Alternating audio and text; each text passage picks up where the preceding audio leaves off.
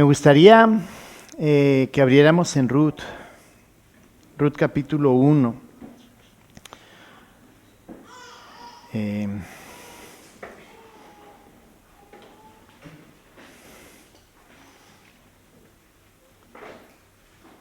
Ruth es una historia que personalmente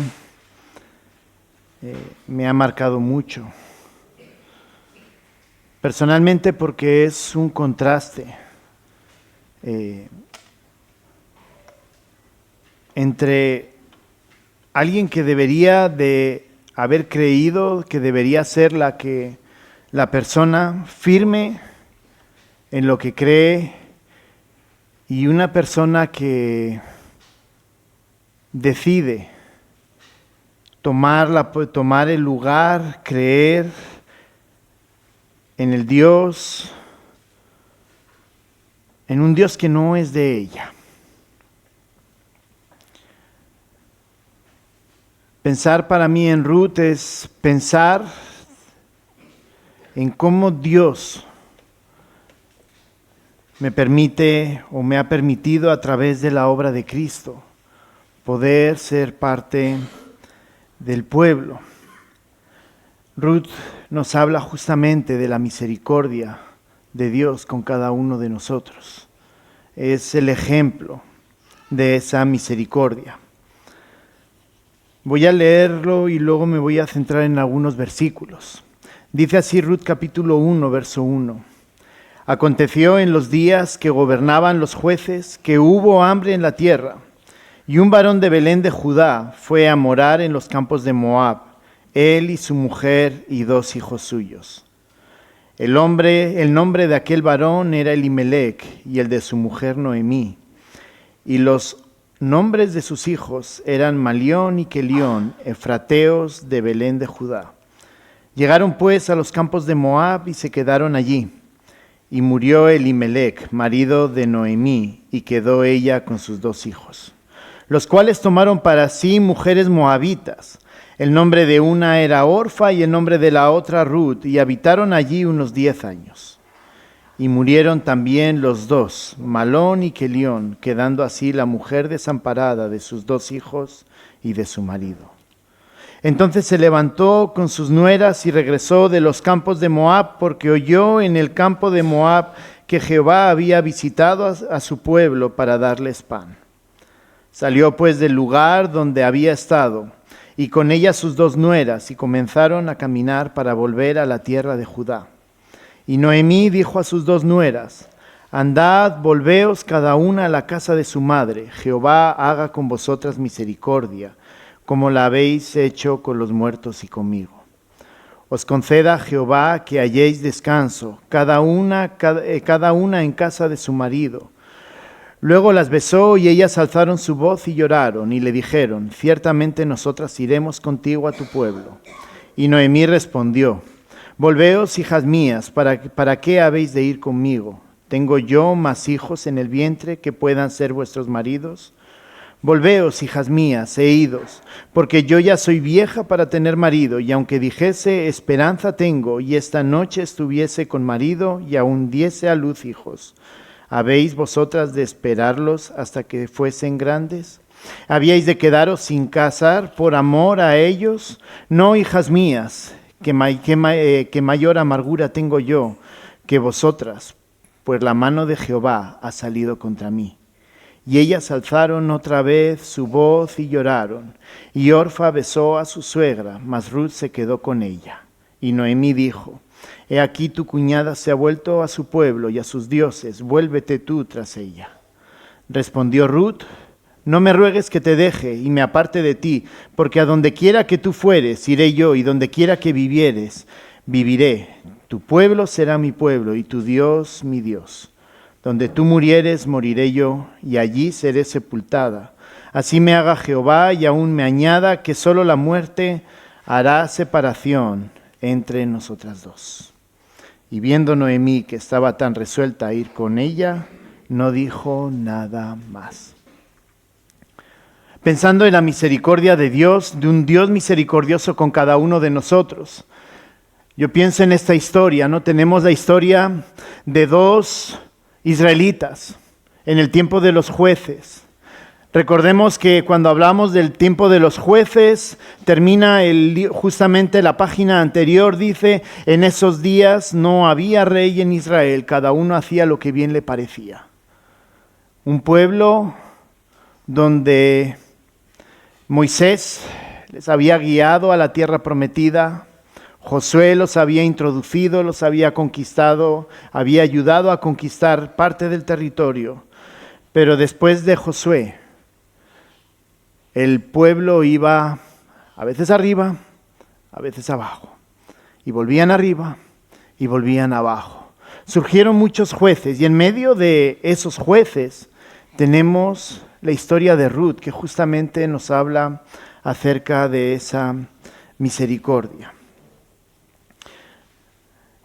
Me gustaría que nos centráramos para tomar no tanto tiempo para poder dividir en las dos cosas. Me gustaría que nos centráramos en Ruth y en Noemí. Noemí era la israelita. Noemí tenía que ser la que estaba firme, que conocía la palabra, la que tenía que estar segura en las promesas que Dios tenía para el pueblo de Israel. Eso es lo que Noemí, debería de haber sido en todo momento.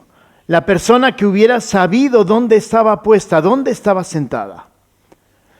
Pero si nos damos cuenta, tanto Noemí y Elimelec cometen varios errores, llamémoslo errores por llamarlo de alguna manera, porque no eran errores, era desobediencia a Dios. Recordemos que tanto en el libro de Números como en el libro de Deuteronomio, por el pecado que se muestra en el libro de Números, cuando se juntan con los moabitas y esas mujeres moabitas llevan a los israelitas a la adoración de dioses paganos, Dios castiga al pueblo y hay un mandato en Deuteronomio que le dice que ninguna moabita y otros pueblos, pero específicamente las moabitas, ni aún en la 10ª generación iban a poder pertenecer al pueblo. Es decir,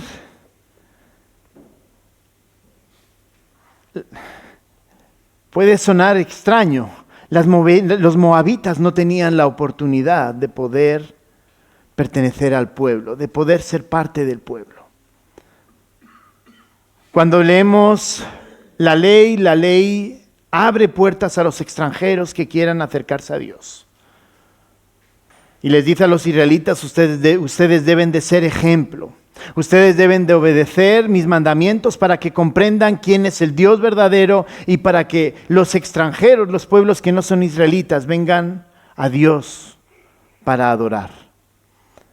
Pero los moabitas lo tenían prohibido. Y me llama la atención que Noemí y Elimelec deciden abandonar. Ese es el primer error, por llamarlo de alguna manera, el primer pecado que ellos cometen.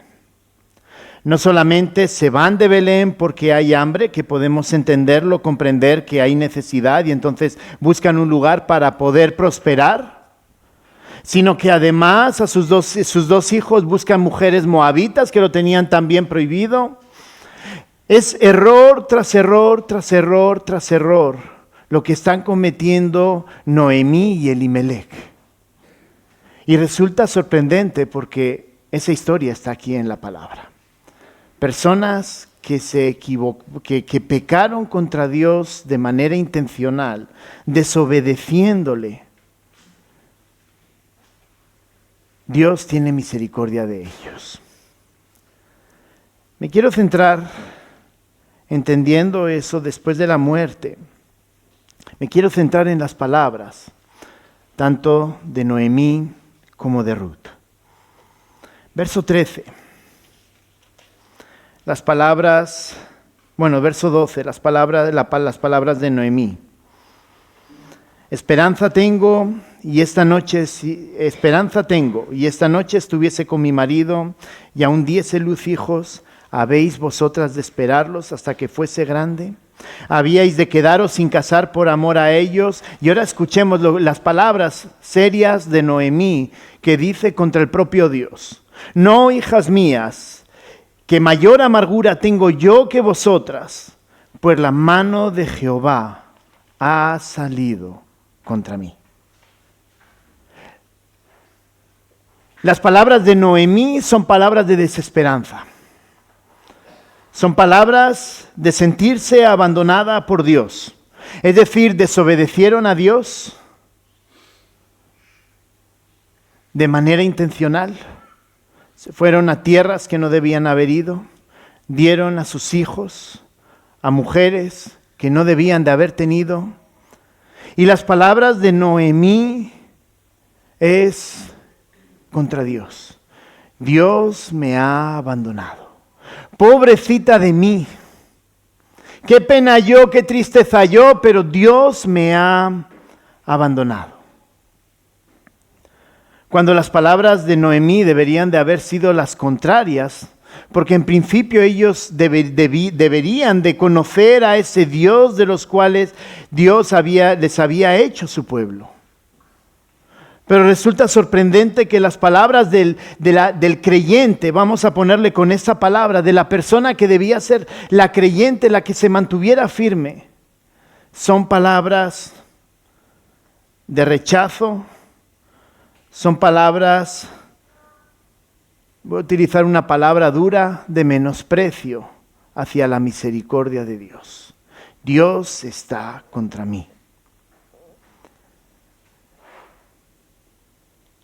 Pero me gusta mucho más, y por eso es el contraste entre Noemí y Ruth.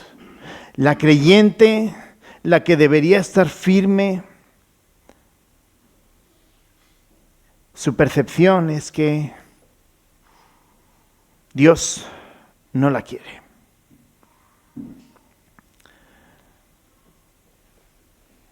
Pero Noemí tiene otras palabras. Noemí, que es la incrédula, Ruth, que es la incrédula, la moabita, la que no tiene oportunidad de poder ser parte del pueblo, tiene otras palabras completamente distintas para Noemí. En el verso 16, Ruth le responde a Noemí y le dice: no me ruegues que te deje y me aparte de ti, porque a donde quiera que tú fueres, iré yo, y donde quiera que vivieres, viviré.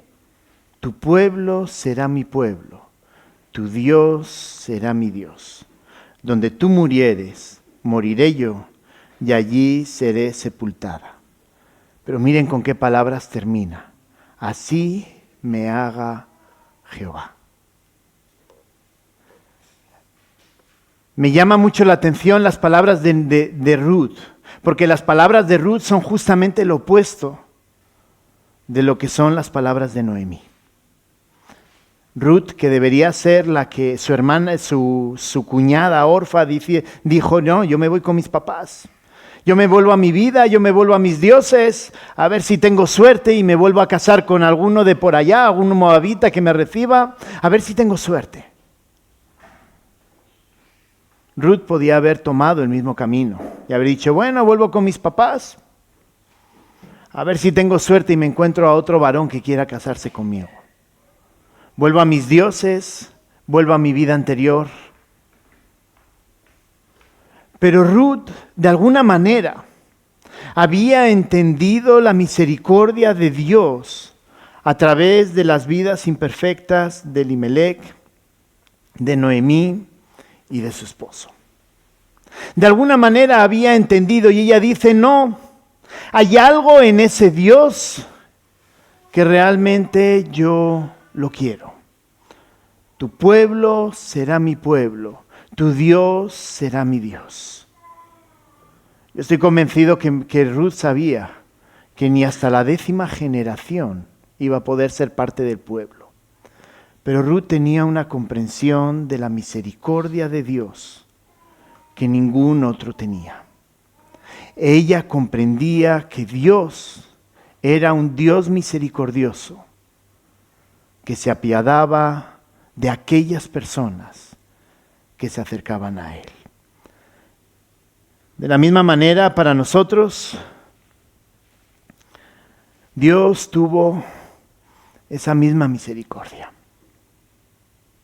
Cuando nosotros creemos en la obra de Cristo, esa misericordia y esa comprensión de la misericordia de Dios que Ruth tuvo con respecto a ese Jehová que ella sabía que lo había rechazado,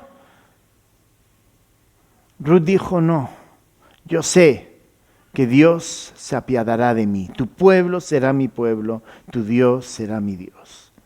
Y esa misma misericordia es la misma misericordia que nosotros recibimos cuando creemos en la obra de Cristo.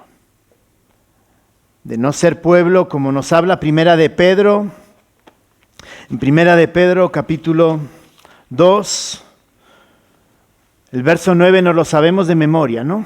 Mas vosotros sois linaje escogido, real sacerdocio, nación santa, pueblo adquirido por Dios para que anunciéis las virtudes de aquel que os llamó de las tinieblas a su luz admirable. Vosotros que en otro tiempo no erais pueblo, pero que ahora sois pueblo de Dios, que en otro tiempo no habíais alcanzado misericordia, pero ahora habéis alcanzado misericordia.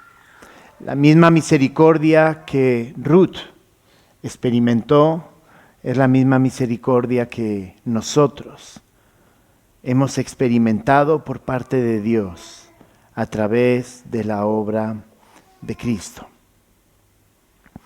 Y con este breve pensamiento queremos compartiros un poquito acerca de lo que Cristina y yo hacemos en Colombia, pensando en la misericordia de Dios. Es decir, un Dios que realmente se preocupa por las personas que nos rodean. Un Dios que se preocupa por aquellos que incluso en su tendencia por el pecado es rechazarle al Señor. Cristina, ¿puede pasar? ¿Hay un problema? Sí, adelante. Bueno,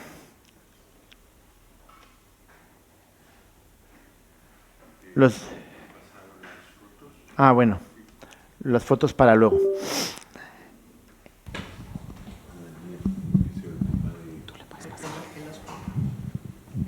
¿Tú las puedes poner?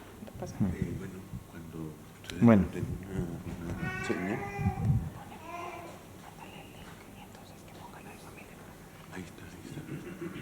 Cristina, ahora les explicamos.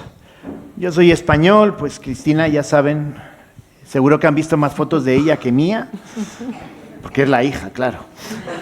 Hay que llevarse bien con el suegro. ¿Verdad que sí, yerno 2? No, yo conocí a Cristina estando aquí en España, la conocí en San Sebastián. Los dos somos, pues obviamente, de familia cristiana. Yo desde muy pequeño estuve asistiendo a la escuela dominical, pero a los 15 años el Señor tuvo algo muy especial conmigo en un campamento, un estudio, no me acuerdo ni siquiera quién lo dio, pero sí me acuerdo del estudio.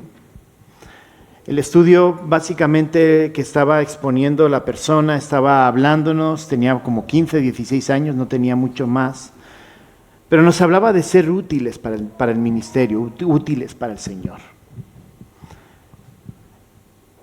Las últimas preguntas que hizo, pero solo me acuerdo una que me hizo, la pregunta que nos hacía era: ¿y tú en qué área, dónde crees que tú puedes ser útil para el Señor?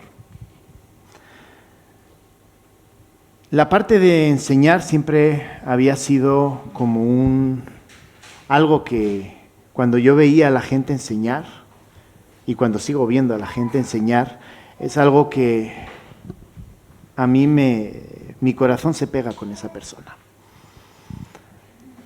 Considero un privilegio poder enseñar. Entonces, digamos, el pensamiento que me vino, yo quiero un día, cuando sea mayor, ¿no? Con 15 años, cuando sea mayor, quiero llegar a poder enseñar lo que la palabra de Dios dice. Tuve después del campamento, pues tuve la oportunidad, soy ingeniero industrial, Universidad del País Vasco, y cuando me fui a trabajar a Santander, Cantabria, allá donde me reunía, había un misionero, era guatemalteco, y esa persona vio algo en mí, como le decía esta mañana, yo no sé qué vio, porque la verdad, el Señor me ha cambiado mucho. Y de cosas que me acuerdo de aquella época, realmente yo digo, ¿qué pudo ver en mí para poder tomarme, discipularme y retarme? Pero Él fue el que me retó. Él fue el primero que me permitió poder compartir la palabra. Fue el primero que me permitió poder acompañar a al grupo de jóvenes. Siempre a su lado, pero fue el primero que me dio esa oportunidad. Y entonces Él me invitó pues, a prepararme. En aquella época era soltero, todavía no la conocía, pero tuve, digamos, que la oposición, en cierto modo, de mis padres. Mis padres no estaban ni de acuerdo, me habían dicho, ¿para qué has invertido entonces 6 años de tu vida en estudiar? Si ahora vas a dejarlo todo, echarlo todo por la borda simplemente por eso, ¿no? Entonces, por respeto a mis padres, pues sencillamente esperé otra nueva ocasión. Y fue ahí donde conocí a Cristina. Bueno, yo soy hermana de Sonia. Buenas tardes. Sonia 2 me dicen, gemela con 12 años de diferencia. Pues si quieres...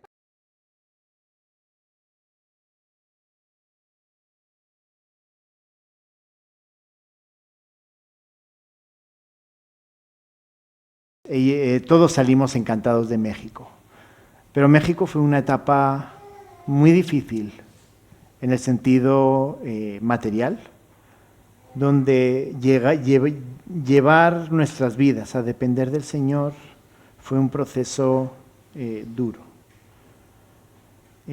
Hasta el día de hoy Dios ha sido fiel en todo.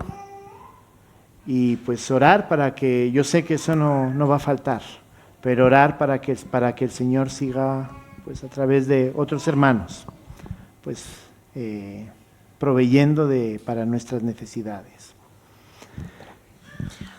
Pues una de las preguntas que nos hacía mi papá es cómo animar a otros a servir.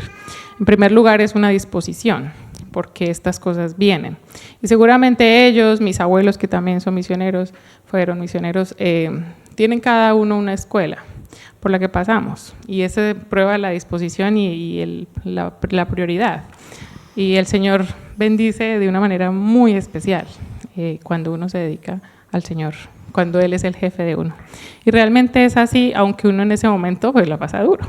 Pero el Señor sabe hasta dónde, sabe cuánto, sabe qué hay en el corazón, y pues eso cambia, ¿no? Y gracias a Dios, porque hay momentos bien difíciles, pero hay otros que son muy, muy bonitos, muy alegres, y pues poder conocer al Señor de una manera vivida, de una manera real, tangible, es algo muy especial.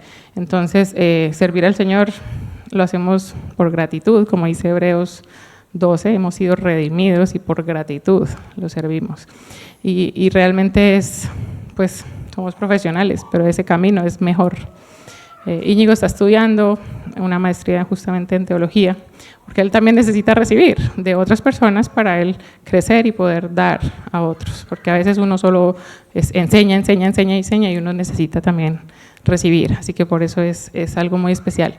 Nuestros hijos estudian en virtual, eso en Colombia sí se puede, gracias a Dios, y eso nos permite ser flexibles. Por ejemplo, si él va para ir a enseñar, podemos ir todos en algún momento. En Colombia es más barato viajar en coche que en autobús, siendo 6, ¿no? Pero entonces eso nos ayuda a estar juntos como familia y a dedicarle la prioridad a la familia, porque eso también es necesario. O sea, el Señor nos va a pedir cuentas en primer lugar por la familia. Entonces esa es otra de las cosas y pues también es motivo de oración, de gratitud, pero también de oración, de que ellos pues puedan estar bien. Tomás le falta 1 año para terminar el colegio y pues quiere seguir la universidad y pues también hay que orar por eso, ¿no? Que el Señor abra el camino que quiere. Él quiere venir a España a estudiar, entonces pues vamos a ver qué provee el Señor para eso. Pero el Señor es fiel también con nuestros hijos, entonces muchas veces uno no sabe. Mis papás, por ejemplo, nos dijeron, ustedes busquen cómo estudiar, entonces gracias a Dios todos pudimos estudiar, ¿no? Porque el Señor proveyó también para los hijos de ellos como misioneros. Entonces creemos que el Señor va a hacerlo con nuestros hijos. Entonces, pero también es un motivo de oración, ¿no? De saber qué van a hacer ellos en el futuro con su parte profesional. Como les decíamos, el Señor nos ha llamado a nosotros, entonces si ellos quieren estar con nosotros, bien, pero también ellos pueden pues buscar al Señor, los planes del Señor para ellos, ya que están más grandecitos, ¿no? Y por último, ya para terminar, pues oren por los proyectos del año que viene. No son pequeños, son grandes. Hay preocupación por parte de las asambleas. Quieren dar un giro en el buen sentido, dar un giro en la dirección que iban tomando. Quieren realmente volver a enfocarse y volver a trabajar también para edificar dentro de la iglesia, evangelizar a las personas de alrededor. Lo bonito es que hay conciencia. O sea, no es que solamente 3, 4 personas, digamos, estamos diciendo, necesitamos esto. No, hay una conciencia general de esa necesidad, pero lo que ahora hace falta es que todos aquellos que tienen la conciencia se pongan la camiseta y la suden un ratito, ¿no? La suden en este año. Entonces, orar por esos proyectos para que el Señor los pueda llevar adelante y también podamos seguir mostrando esa misericordia que Dios también ha tenido con nosotros. Muchísimas gracias. Bueno, tenemos un canal de YouTube y hay mucho material, recursos que pueden utilizar. Supongo que mi papá ya les ha contado esa parte. Pero bueno, muchas gracias.